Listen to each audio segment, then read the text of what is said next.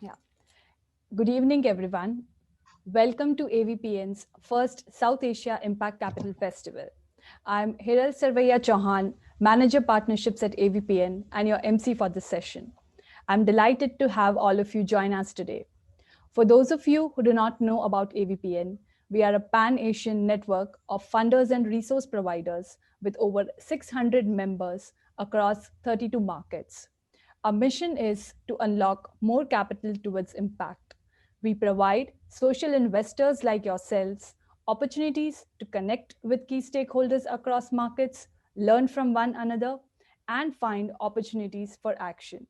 Throughout this month, the South Asia Impact Capital Festival will spotlight best practices and solutions that AVPN members are delivering across India, Bangladesh, Nepal, and Sri Lanka. Where we had the last week focused on healthcare, the focus of this week is livelihoods. The following weeks will be focused on climate action and education. We are also sharing the highlights of our day on Twitter.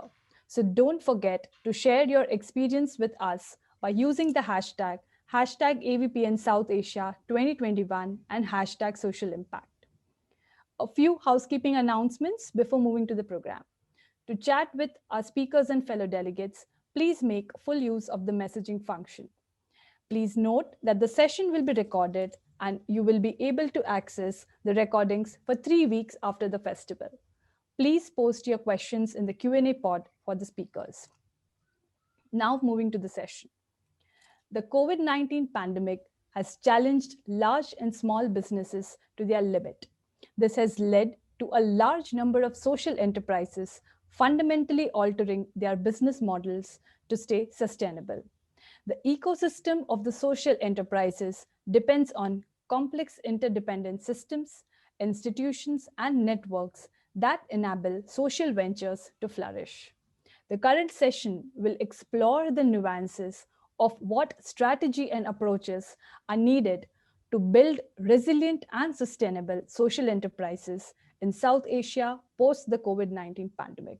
A warm welcome to all the speakers. Allow me to introduce our moderator for the session, Srinivas Ramanujan, CEO Wilgrow. Srinivas comes with nearly 2 decades of experience across retail finance, consumer goods, automotive, farm equipment, and agri-input sectors. At Wilgrow, he began his journey as an advisor to one of their incubators, Flybrid Innovations. Srinivas is also the India Steering Committee member at Aspen Network of Development Entrepreneurs. Srinivas, over to you. Thank you, Hiral, uh, and welcome all to this session. Uh, as we start, let me introduce uh, my fellow panelists here. We have Anshu Bhartia, who many of you already know, leads Unlimited, and along with her is Faraz Khan, who leads Seed Ventures, based in London, but most of the work happens in Pakistan. Uh, so I'm really delighted to have both of you here because both of you represent across the spectrum experiences that are going to be super useful for our audience, and also, but most importantly, for the ecosystem that we're seeing, which was impacted by the lockdown, and also something which we're looking forward to as it scales. So the conversation today is about how we're going to build resilient and sustainable social enterprises. Right? We have a backdrop of the pandemic and the lockdown. India particularly saw a very tough lockdown. It's probably kept the cases low. But yeah, as we emerge from it, we're seeing interesting trends. And this is where I want my fellow panelists to speak about how their countries have taken this in their stride, and also how social enterprises are learning from it and building. Yeah. So let me first invite Faraz to speak about how it is shaping up in Pakistan. So because Faraz does a lot of work in supporting social enterprises, and also is an active player in shaping policy which supports social enterprise. Over to you, Faraz. Thank you so much. Thank you so much, AVPN and yourself, for moderating this conversation, much needed in these times. I'll give you a brief backdrop of the situation, keeping COVID and pandemic in mind. So, well, like any other country in the world, Pakistan faced this similar kind of a situation. But the overall impact of COVID in Pakistan, I think I must give immense credit to the government to create an environment of innovation, create an environment of enterprise, and create an environment of social development objective where human development index is right at the priority. These three things critically evolved at a very fast pace in Pakistan. Hence, the impact of COVID has not been so severe. And now, if we actually come down to the social enterprise ecosystem part, that benefited quite a lot from the background of this COVID, because suddenly people realized that the not-for-profit sector and social enterprise sector both are critical conduits to bridge the gap between what the governments can provide and what are the needs of the masses.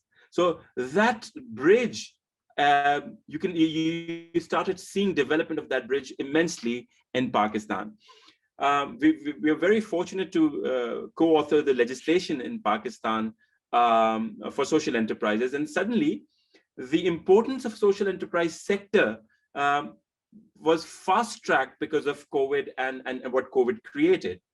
And hopefully within this year, we would see a legislation being passed in Pakistan that would strengthen the overall ecosystem in Pakistan. Then the institutions like Scottish Government and Social Enterprise Academy, what they have played in Pakistan in terms of social enterprise, and that is the same thing that has happened in India as well through Social Academy. And when the policy level is kind of strengthened, the ecosystem and investment level is strengthened, you see more confidence in a way that would act, that creates that positive impact as well. So just giving you a broad eye view that Pakistan and the social enterprise ecosystem has benefited through the time frame of COVID and pandemic. Thank you, Faraz. I think there was an opportunity well grasped from what I understand. And this, in fact, gave an impetus and sort of a much needed boost to see how everyone, it's almost like every hand can help. And that seems to have been literally the mantra there. Right? It is large, but also critically the small. Thank you for that. And I think we'll come back to how it has impacted industry and what are the new opportunities which are opening up because of this. But before we get there, Anshub, what's been your experience? You work with non-profits and for-profits. You play a massive role in helping the ecosystem. Thanks. First, echoing what Faraz said, I think it's a very timely conference and a topic which we really need to address. In fact, I really believe social entrepreneurs are going to play a really important role in the times to come. And COVID and calamities actually show the role nimble, young startups and entrepreneurs can play in the ecosystem. So thanks, Srini, for moderating, and Faraz, lovely to be on the panel with you. So I think from an India perspective, of course, like Srini mentioned, the lockdown was very, very stringent.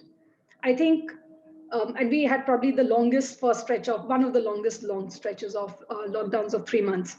I think one thing that happened is immediately there was a recognition of the role not-for-profits play.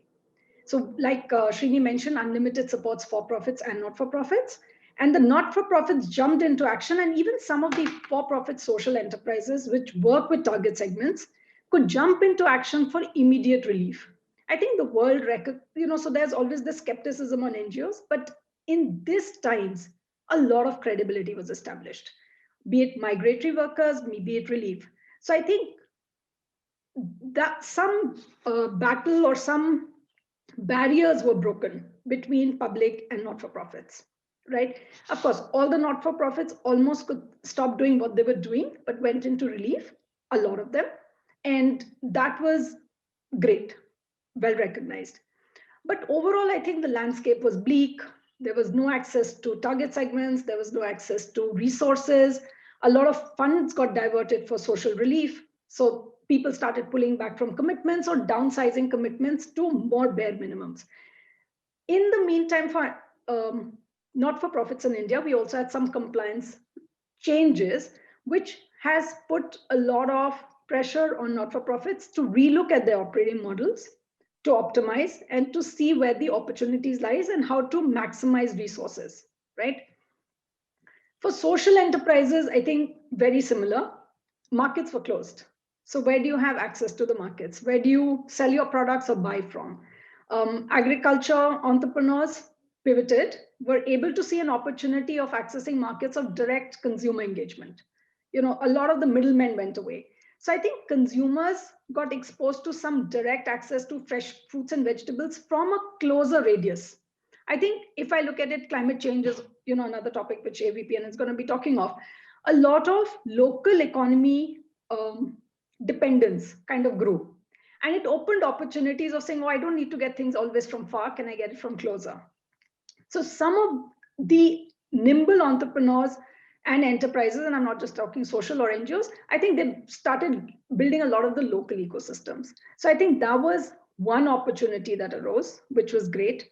But I think for everybody else, it's been a tough year, right? Some of the technology-based people who were able to quickly pivot their products to become relevant for COVID, they were still able to generate some market or generate some, you know, some market for themselves or some sustenance for themselves.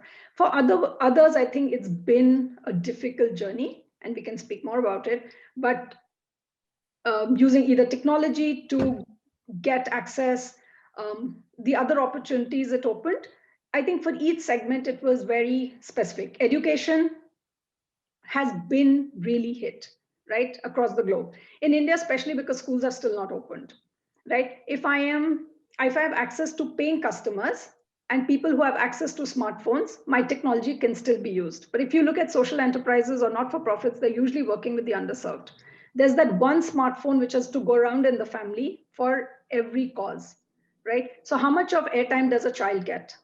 Now, if you're a disabled person or a child with disabilities, are you going to get any part of that wallet share? Possibly the least. So you know, NGOs working with disabilities, education, severely hit. Some have pivoted, some have created great opportunities out of it, which are growing. But I think some opportunity, some setbacks, but a lot of mental resilience has been the key buzzword for people to progress. Thank you, Anshu. There are a couple of things that I picked up from what you said, and I'm going to come back to you on this, particularly when you said many barriers were broken, right? And I echo that thought. Assumptions which people are living with, preconceived notions seem to have been broken. And the second you mentioned is about the emergence of the local economy. And those are things that I want to come back to. Yeah. So it's two little interesting patterns. But before I get there, Faraz, you know, you mentioned there are new areas, new opportunities which have opened up in Pakistan, right? And I think those opportunities are not going away now that literally the genie is out of the bottle, and you've built infrastructure in the country, right? And I think in our previous conversation we were talking about the health sector, which was more import centric. So do you want to talk about that? How the import centric approach has moved to export? Thank you. I mean, when Anshu was mentioning that that the resilience and the potential of the local ecosystem, and I know that's exactly what was coming in my mind as well. So Pakistan has been predominantly an import-centric country historically. This pandemic has actually brought a mindset change. And again, I must give credit to the government that they have actually given all the legislative and logistical support to the local ecosystem to actually move that mindset. Now, when the pandemic hit, I'll just give you one example. Ventilators were like absolutely in demand. And we were importing it left, right, and center. But the government created an extremely robust program where social enterprises and social innovation and health innovation and entrepreneurs were reached out in a very systemic manner. And they picked up the best of the processes and innovation and created a model where now Pakistan, in a year's time, is exporting ventilators and fulfilling the local requirements for and the need of the ventilators. Now, ventilators is just one product and one particular vertical, but it actually signals a mindset change across the board in Pakistan, and that gives strength to the international impact investor community to look at Pakistan from a different lens now. They're looking at Pakistan that, all right, now they do have the capability. It's the sixth most populous country in the world. They've, extremely youthful population. And now they have got an ability to innovate as well. So this particular frame in itself has been absolutely phenomenal for Pakistan to capitalize on the destruction of COVID locally, but actually build fundamentals that is going to actually change the ecosystem. So what you're saying for us probably is music for many years, of people who are interested in investing in Pakistan or other enterprises thinking of what the next opportunity is. So I hope amongst the audience, folks are taking note of Faraz's word. So the next thing you want to get into in Pakistan is probably looking at the healthcare sector or looking at one of the sectors which is now building local infrastructure. So that's for all of you folks who in the audience. But let me jump quickly to Anshu. Anshu, when you picked up the point on local economy, when you spoke about technology, I want to, can you just quickly tell about how the consciousness and awareness for this has grown? And then later, I want to sort of pick your brain on the challenges you said, about education for the underserved folks with disabilities. Maybe there's a silver lining. Maybe as economists say, there's going to be a sharp V-shaped resurgence in support for them. But more on that later. But first about the local economy and the sensitivity to it. Sure. So let's take agriculture as the closest, right? Farm to fork has been a big focus. But today you have farmers, collectors reaching societies in and around where they work, right? So from Pune, we have 2-3 entrepreneurs of us working in Pune, and they're able to source vegetables and fruits from close by and service the communities, right? So just think of the potential of that. Like it could be arts, forms, produced, made locally. Okay, look at just something simple, bakeries. Earlier, I used to go some 10, 12 kilometers away because that's the closest good baker I knew. Today, I actually know somebody within 500 square meters of my house who's a good baker. So it could be as small as that, or it could be at a larger conversation. I think there is just buyers and sellers got connected a lot more. So at the lowest microcosm, I'm saying, there is this local context which is building. Of course, maybe soon with everything opening up, we might go back to our old ways. But there is opportunity for us to explore as individuals, right, as conscious consumers. So that is on the local economy. And like, Faraz was mentioning, Pakistan is becoming a little more self-sufficient.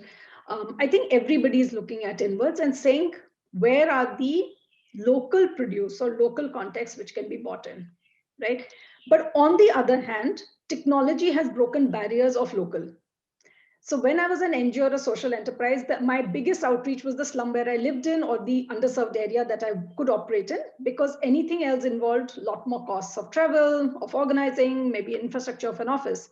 But today, a lot of our entrepreneurs who absolutely only believed in person, today they've gone online. And while it may be at 80% efficacy, and I'm not taking away from the in-person interaction, but is 80% not good in a much higher outreach than where we were, right? I mean, I'm technologically challenged, but I just see the ability to, now we have entrepreneurs we're supporting in Northeast. And it's possible only because we've gone online on workshops, we've gone online in conversations, and we've, except site visits, we can do almost everything sitting from our offices. So I mean, they're just two converse thoughts, right? Go local as much in where mobility is required and where you can expand. So I think, and while education is where people have mostly talked of technology being the opportunity, like I said, we are social entrepreneur enabling ecosystem. Today, I can get finance person sitting in Ahmedabad to support somebody in Odisha, right? Which I think is a game changer, because your quality of access of quality of resources is going to improve, right?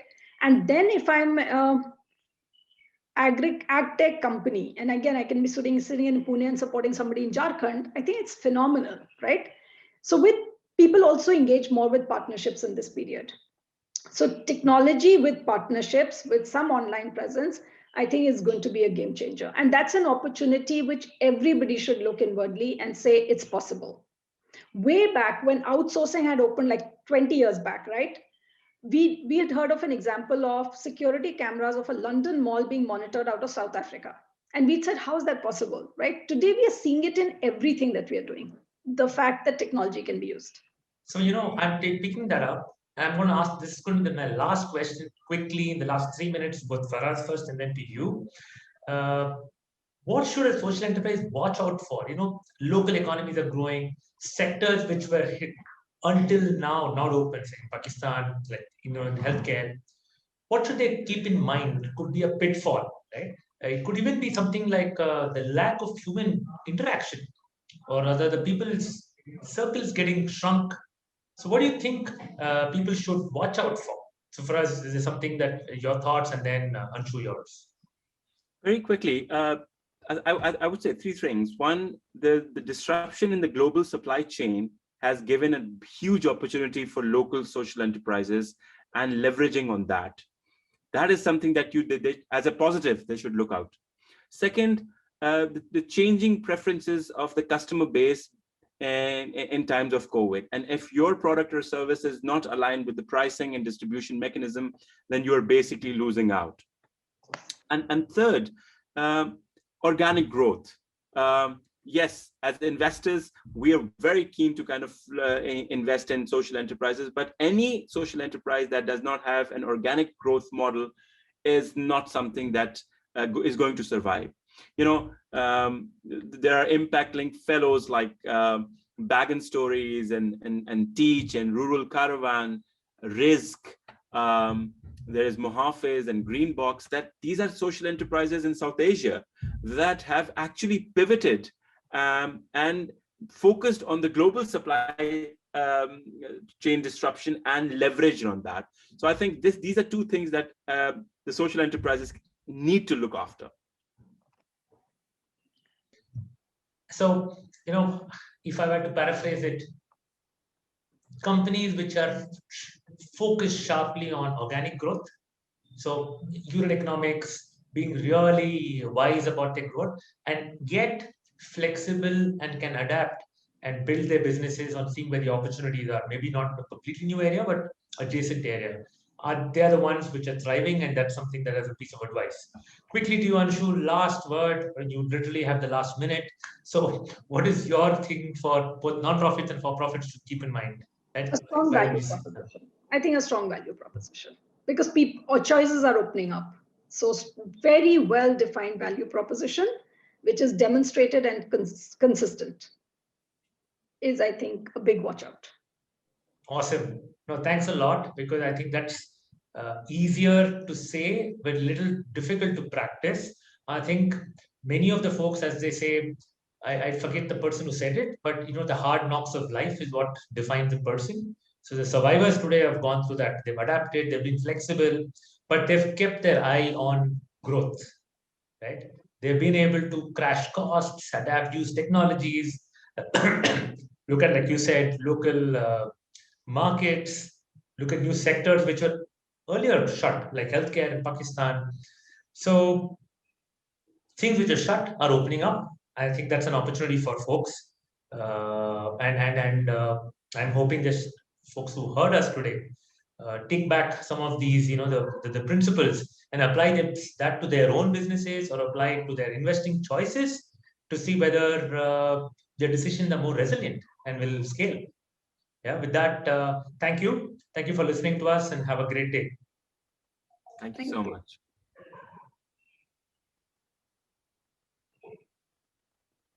Yeah, thank you to all the panelists for an insightful session.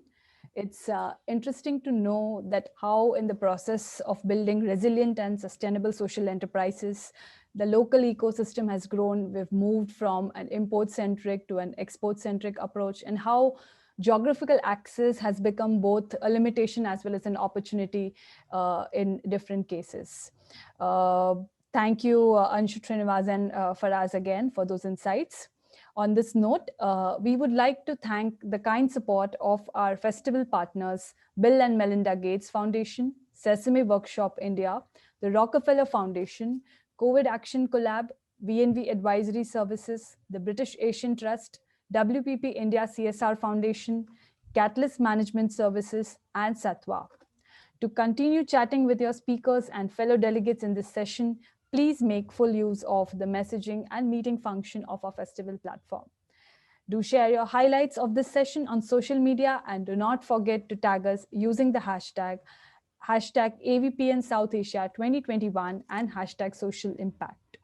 Up next, tune in to our next session, Rebuilding a Dynamic and Durable Blueprint for India's Social Protection Architecture, in a few seconds. My colleague Kevin will be beginning the session in a few seconds as we speak. Thank you all, and please enjoy the rest of your festival. Thank you.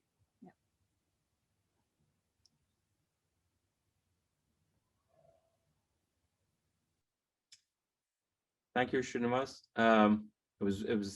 It was really good. Anshu, It's really still good. live. Thank you. Are we still live? Are we? Don't think so. Yes, we're still live. Okay. So are there any questions? So you did mention here that there would be questions. Yes, Anshu, we did signal the audience, we did request them for questions, Okay. but we have not received questions as of now. That's perfect. Awesome.